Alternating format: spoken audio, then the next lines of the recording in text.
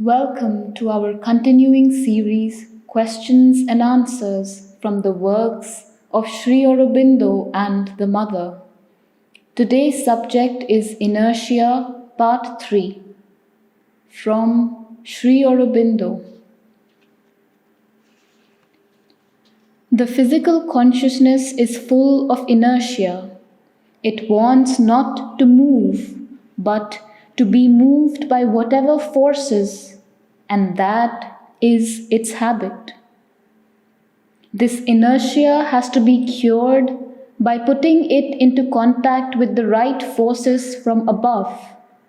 That is why I asked you to aspire for the higher wideness, purity, and peace, so that that may occupy the physical and the true force work instead of these invading ideas and impulses.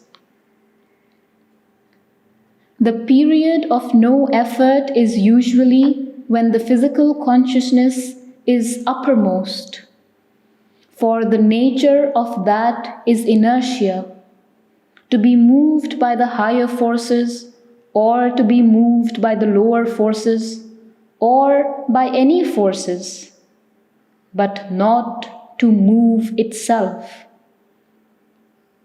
One must still use one's effort if one can, but the great thing is to be able to call down the force from above into the physical. Otherwise, to remain perfectly quiet and undisturbed, expect its coming.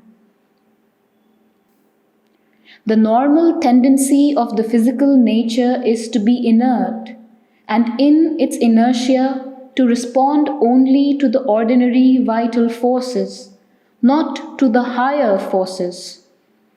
If one has a perfect equality and peace, then one can be unaffected by the spreading of the inertia and bring down into it, gradually or quickly, the same peace with the force of the higher consciousness which can alter it. When that is there can be no longer the difficulty and fluctuations with the preponderance of inertia, such as now you are having. The physical consciousness, or at least the more external parts of it, are, as I have told you, in their nature inert, obeying whatever force they are habituated to obey, but not acting on their own initiative.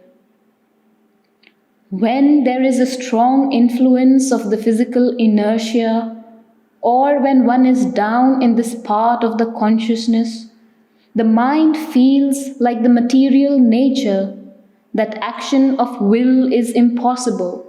Mind and vital nature are, on the contrary, all for will and initiative.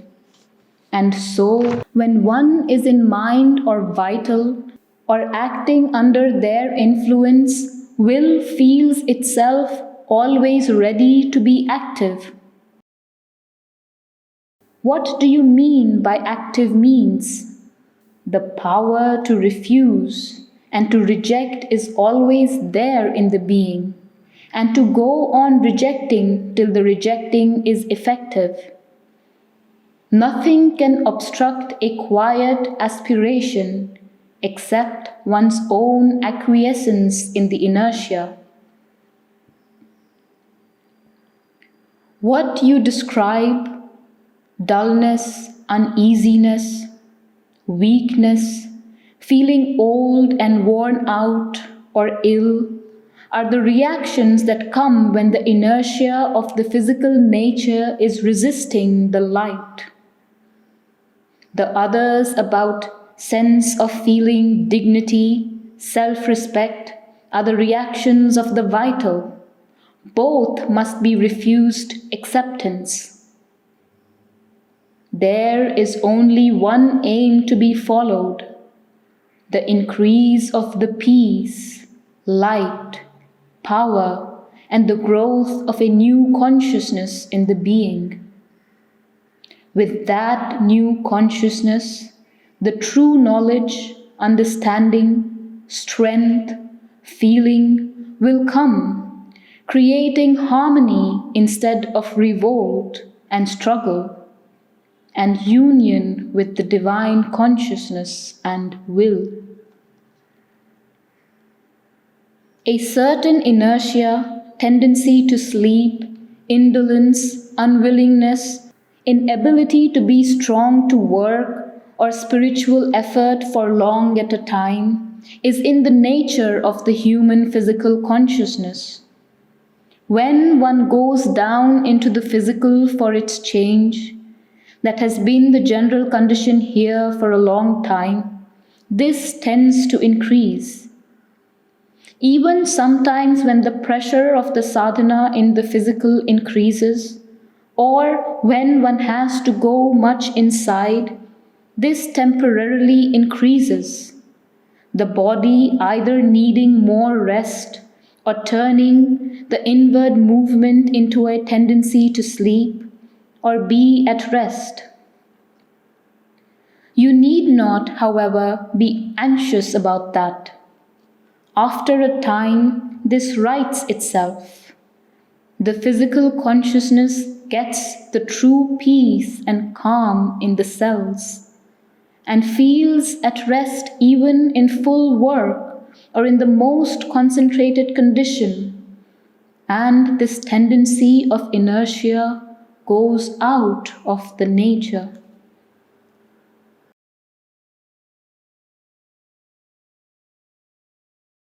There is always more chance of inertia at night because of the large part taken by the subconscious in sleep. But apart from that, there should be a reaction, internal, against the rising of inertia. A quietness in the cells of the body, even a sense of immobility, so that the body seems to be moved rather than to move, is a different thing and easily distinguishable from the inertia. The downflow of peace usually brings much of the static Brahman into the consciousness down to the physical, so that one feels the Upanishadic unmoving, it moves. I don't know of any effective outward means of getting rid of it, inertia.